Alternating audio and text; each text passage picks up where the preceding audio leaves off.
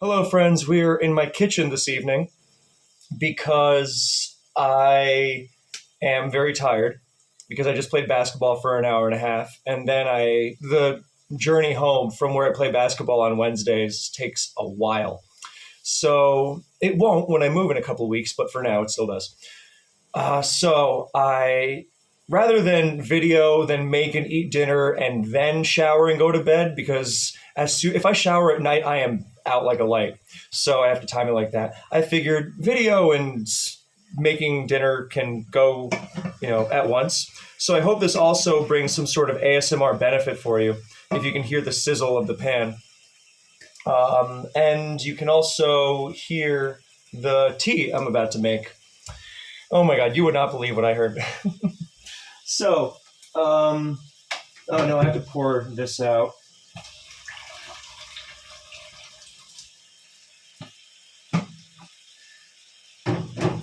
Okay, so it's probably going to get loud. Yeah, so this subject popped into my mind while I was watching Furiosa in IMAX, better than Fury Road, I think. No, but I did also do that today, and it was wonderful. Because I recently saw a conversation in the Smog Tours Discord, which is one of my favorite pastimes to read on a commute. Just like let's see what people are arguing about today. It's always entertaining. And obviously, you can throw all the stats in the world out there, but there are very few things that are truly objective. And even then, you're still going to have someone saying, oh, well, I prefer X over the standard of Y. So this is where these discussions are interesting. Also a little bit dead end, and they tend to frustrate you and people can be really stupid about them. But that's Pokemon discourse, and we have to accept that. In every aspect, not just ranking best players. So what set this off was seeing a certain player who I won't name, but it's a player I respect a lot and who has been successful for well over a decade, ranked against CL. Now, CL, before I go further, I should mention the place I think this discourse should start at is rather than going full-on stats-based or results-based, or the eye test, it should, of course, start somewhere in the middle. Probably a little more towards the results because the eye test is the most subjective thing ever, obviously. But let me check my sweet potatoes. What the hell? Oh, that's what's... Yeah. Well, now you get some more ASMR of me cutting them up. But yeah, I think going purely results-based, especially in a game like Pokemon, can be very, very silly. But going pure eye test is also ridiculous. And more often than not, the results, or not the result, the reason why that's done, if it's overly focused on, is because someone wants to prop up their friends as being particularly incredible despite not having much to show for it. Yeah, being too results-based in Pokemon is very silly, of course. But what we're talking here is over the course of a longer period of time. Pokemon is really hard to succeed in. And so anyone who succeeds consistently, definitely, even if you think, oh, their playstyle sucks, whatever, then you will still have to give them their props if they manage to find consistency. Because consistency is skill. Anyone can have a big blowout game or a good tournament, but if you can't replicate it, did you just go on a streak at the right time, or did you really know what you were doing? Do you really know what you were doing? And to supplement this with some anecdotal evidence, a great argument, I know, or great foundation for argument, I should say. I have seen so many players who have gone quite far in a tournament they don't really know the tiers of necessarily, which is, there's nothing wrong with that, especially if you're learning. But I did always think it was really funny / incredibly frustrating / kind of stupid when a player would be very successful in a tier and not know what they were talking about at all. Like they could not have a conversation about it. And if you need an example, this is obviously an extreme one, but once a player won a live Smogon tour in DPP without knowing that their Rotom was a ghost type. So, because they were an XY player. So Pokemon, like, I think Pokemon is a good competitive game. I have no frame of reference, but I've played it long enough to where, I know what it is. And if I thought it was completely stupid, I wouldn't play it or be involved in it. I think it's really interesting, but it does undeniably reward stupid stuff. It's why we get frustrated when, say, someone has a better move to make, but then they go for the hacks move and they get it. That's just, the game tends to reward junk sometimes. So, yeah. So the eye test is important because someone can go on a good streak and just, be favored by, bad opponents or good matchups, or especially in team tournaments, which people put a lot of stock into, being supported by a certain teammate who just feeds them with the perfect teams. This is why I have such strong opinions on team building. And I think it's especially strange that we put a lot of stock in team tournaments because they're best of one, which is just absurd. But that's the subject for another day. Let me make this tea, or pour this tea rather.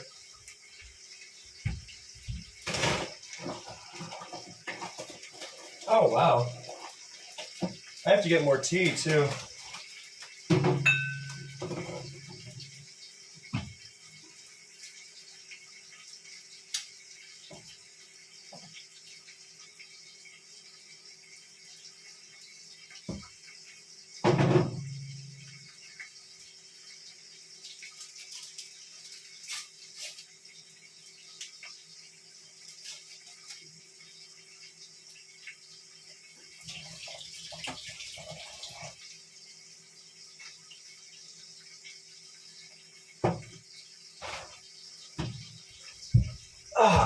Slow cinema.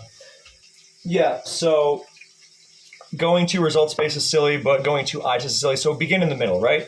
But I think if you find consistency, then that is pretty undeniable, right? So this whole thing started when part of the argument, discussion, whatever, I saw involved a discussion about CL, who I think is one of the very, very, very best ever. And another player I won't name, but it's a player I have great respect for, who has been incredibly successful for over a decade. But, in terms of results, then, it's not even close to CL, which there's nothing wrong with that. CL has won 3 individual official tournaments, which is absolutely nuts. The first person to ever do it, did it over the course of several different years, and did it across several different tiers too. Sun and Moon OU for the ladder tournament, all 5 black and white lower tiers for Grand Slam, and DPP black and white and Oris OU for Smoke Tour. So I think that speaks volumes about his versatility and capability and consistency. Good Lord. So, everyone has bad tournaments before. It's like, oh, well, CL also had some not so great tournaments. It's like, yeah, but McMegan, who is also one of the very best ever, every so often starts using some junk in SPL and just has a bad season. So that's another reason why these debates, they can be fun, but people are so ridiculously inconsistent / hypocritical about it. That's like, what am I doing here? But dealing with the absurdity is part of the fun, or it better be if you want to actually partake. So, yeah. So this person involved in the debate said, I rate X player over CL, which I thought was fascinating because X player does not even have one individual trophy. They have come close on a couple occasions, but no dice. Nothing wrong with that, obviously. There are so many great players who never got an individual trophy, but it does kind of, leave them lower in the discussion. To me, CL is like top 5, so to see, and yes, okay, team tournaments, okay, but this player has also never been so stunningly good in a team tournament that it's like, whoa, I mean, I think they're great. And then, I mean, so that's why I was just so amazed because that really is the eye test, pure and simple. So I personally fall somewhere in the middle. And yeah, what do I value personally? Because other people say I don't care if X player only used other people's teams or X player had teams built for them, and stuff like that. Personally, I do, and there's no objective criteria. But one of my favorite players ever, Goki, often used to say, it's not necessarily about the end result, it's how you play the game. So, this is why theoretically, if someone won an entire tournament just spamming like baton pass garbage, nobody is going to really take them seriously. And this has happened before, where someone will win a big tournament, but it's like, yeah, but did you see how they won it? And then nobody is really taking them as seriously as you might, the McMegans, Ojamas, ABRs of the world. So because they may have won, but they did not really demonstrate true understanding of the tier necessarily. I mean, and this is where the debate can go back and forth and in circles until the sun comes up. It's like, well, they understood that BP was broken, whatever. It's like, yeah, but once you take away the cheese, they were not really that good, if you catch my meaning. And obviously there's a million cases of, X player lucked their way to a trophy, which contentious, but I mean, sometimes it happens. But generally, I mean, the players who luck their way to a trophy, who are still held in high regard, they've also demonstrated a million times how good they are. So it just happened to swing in their direction, for that tournament, because you could also say, oh, well, they've been robbed before, so why wouldn't they eventually get the good side of the wind? So, yeah, personally, I look for a mix of results because I think some results are undeniable. That's why I think guys like ABR and CL and Ojama and McMegan, they're really up there. I think they, and then probably Earthworm, my top five. Earthworm is probably my bias pick from my old days. But I think peak Earthworm just because it's not purely about the results. If you look at all these players, you also see just how deeply they understand the game. There is no fluking their way to anything with them. And they've also demonstrated incredible team building ability repeatedly across many different generations. And Earthworm has the least results relative to those others. The results he does have are still really, really impressive. And just in terms of eye test, and I realize we don't even have replays from this period, so it's hard to gauge. But eye test, Earthworm had maybe the deepest understanding of Pokemon as a game that I've ever seen.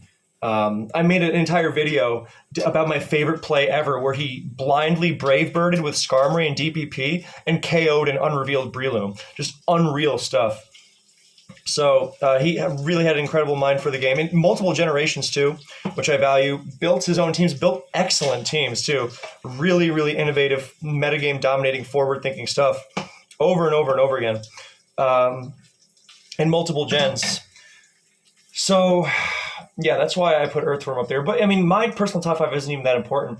I also look at things like impact on the game. And that is one reason I have Earthworm so highly. I don't have an order for that top five, by the way.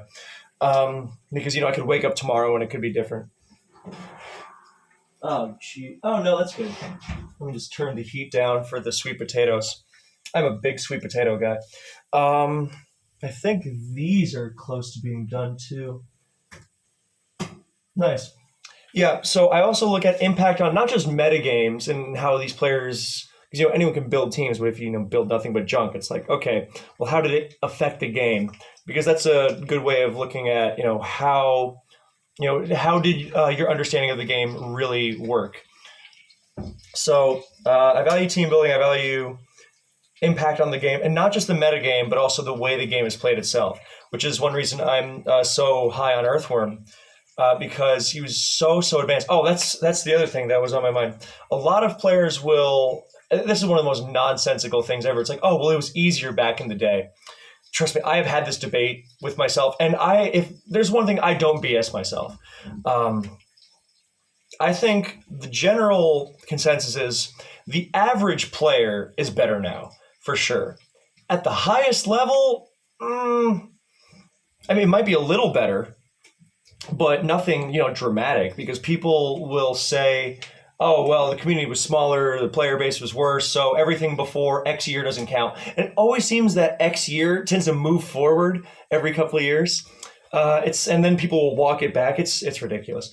I know a lot of it is like social in-group posturing and whatever, but let me try this actually. But yeah, and there are plenty of old logs for you to sift through if you'd like to see it for yourself. So think of it like this. It's like, yes, the average player is a little worse, but the community being smaller means you are a lot likelier to run into another top player, sooner in a tournament. And those top players, I mean, my go-to example, which you can find on YouTube, slur warning, by the way, they drop a lot of untoward language in that one, but I've referenced it a lot, like in my Superman video and such, because it's one of my favorite battles ever. But G80 versus Goofball. That's G as in the letter G as in Groudon, 8-0 versus Goofball in advance. And I mean, that's just an incredible battle. So the fundamentals of Pokemon don't really change.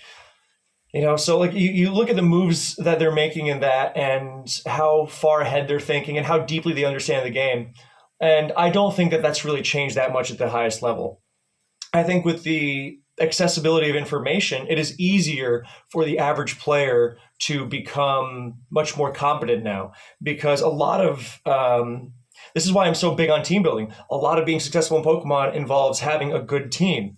And when you have a good team given to you, whether it's because you're friends with the right people and they hook you up, or they build something for you, or you just have sample teams given to you by, because now we have samples all over the forums, and the samples are the exact EV spreads and everything of teams that were used in high level tournaments. So you have access to the best of the best of the best. That was not a thing, way back when. So that is a big difference. So the average player definitely has a higher time, understanding double switches and things like that, which before was like way more advanced. But, at the highest level, it's not like you're going to impress, top players like, oh, double switching. Okay. So this mug has the sun on it, which I like, but I also like whenever my lady is here, then I give it to her because she is my sunshine. Solnishko in Russian. Yeah, so I think the average skill level, yes, higher, but at the top, it's generally, being pushed forward all the time, don't get me wrong. But, you look at old games from, Earthworm and stuff, and you just see the level of these moves, and at a certain level, so yeah, I think, put it this way, I try not to have a bias in favor of any era. Because obviously the people who say, oh, back in my day, everyone was better, that is obviously wrong. But on the other hand, you also don't want to start with, everyone before X year is terrible. That is so demonstrably, hilariously untrue. So once again, these discussions really should start more in the middle rather than these extreme positions. Wow, it's just like building Pokemon teams, am I right? Nice. Okay, I think my sweet potatoes are pretty much good to go. So my dinner is more or less ready. Let me just see about this this salmon.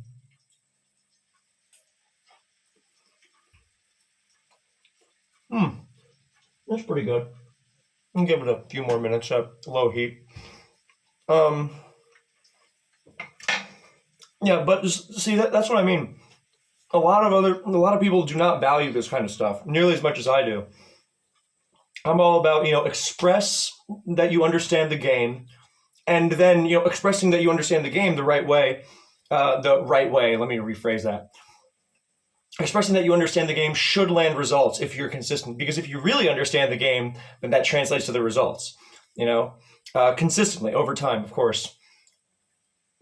So yeah, and other people, their criteria is way different than mine. So, yeah, I really couldn't tell you. But again, I'm into debates and nuance and details. This is where I live. this is not where I live in 2 weeks. I'm thrilled, finally. Um, yeah, that's pretty much. I mean, you could go on forever about this stuff, and I might make like a sequel of this um, in the future with like Jimmy C or like Joey or Blunder or CTC. And I mean, the obvious answer is that CTC is the greatest. Very heat, very swank. He was saying that a lot in 2014. His lingo changes every year ish. I was thinking about him actually because today when I went to the theater, because in the bathroom at the IMAX theater in Prague, in the gent section anyway, there's a big picture of Marlon Brando from The Godfather on the wall. And when CTC saw The Godfather for the first time, it was early 2015, and he started pretending he was Godfather for the entire year.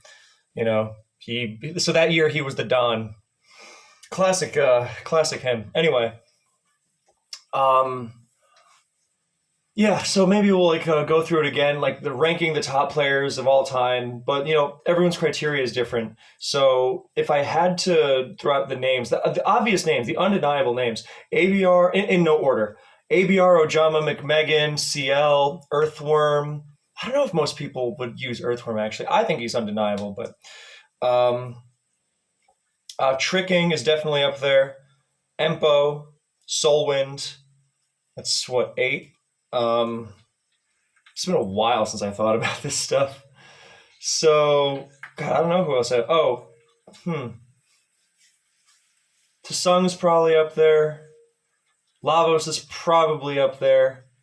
But again, this is where it starts getting more, like Tsung with his 2 Smoking Tours, but then you look at someone like Goofball, who is similarly accomplished, or Loki, or Veteran in Love. And I mean, talk about revolutionizing the game. And even if you do say, the players of today are better, it's like, where do you think they were inspired?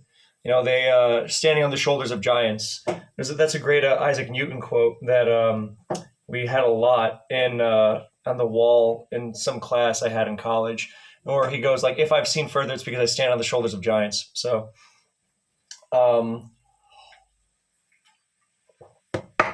yeah, I think that's basically it. I don't know. This stuff can be exhausting because it feels like it's just like, well, here's my opinion, and then the discussion doesn't actually go anywhere. And if I forgot someone very obvious, I'm sorry. This has not been a subject on my mind regularly for a while. But I mean, you start throwing around other names like Tamahome and M Dragon and God, so I'm definitely misremembering someone embarrassing. But I think team building, effect on the metagames they play slash game itself. The way Earthworm played in particular. McMegan has talked about this a lot. Earthworm always saw a way to victory. The most famous example McMegan tended to give was once Earthworm won against him with a Scarf Cradilly locked into rest. Insane stuff. The Cradilly was scarfed, for the record. It wasn't like he came in with a Scarf Rest Cradilly, or a Scarf Cradilly in general. But, yeah, so stuff like that. Team building, effect on the metagame / game. Consistency over a long period. Yeah. And I mean, this doesn't mean that you never have to have a flawless tournament or a tournament where you have a bad one. Obviously, that's very untrue. Otherwise, there would be no great players. But yeah, consistency over a long period of time, and I think that's basically it. And demonstrating that you know the game. I mean, a little bit of eye test in there too. Yeah, I think that's basically it. So feel free to tell me what you look for. And my mind's a little blank today, but I was thinking about that. It's like, because here's why the CL thing kind of bugs me a little. And I made a video on CL, like the most underrated all-time great player or something like that. I think that's the title. I think the reason it bugs me is because CL was not really in the business of bragging about his wins. And there are people who say, "Oh, well, I never really noticed CL. You never thought of him as a top player because he was so quiet." And I was like, "Is that really?" But see, exactly, this is exactly the kind of thing I'm talking about, where someone will not consider CL as much because, oh, well, they weren't as present in the tournament scene, even though they won so ridiculously much. And I think it might be the case for someone like Veteran and Love, who a lot of players are not familiar with now. So, yeah, that's basically it. If I have anything else, then I'll add it in the comments. But I'm probably going to revisit this topic anyway because, as silly as I think it is, sometimes it can be interesting. Obviously, Blunder is the greatest of all time because I know he's going to watch this and be like, "Where the fuck am I?" And CTC too, but I already talked about him. Yeah, and Joey, of course, and CVB, but yeah, you can't go full on results. But at the same time, if someone is consistently finding the ways to win, what else is there? So you can, again, you can win while playing the game the quote unquote wrong way. Like if you just, every little break goes your way all the time. People like to say, oh, everything averages out over time. It's like, yeah, over a much larger sample size. Okay. But yeah, that's basically it. You can win while playing the right way. You can lose while playing the right way and win while playing the wrong way. So something to consider. And it's why these debates are so endless. So yeah, thank you very much for watching. I hope you enjoyed, and I will see you in the next one.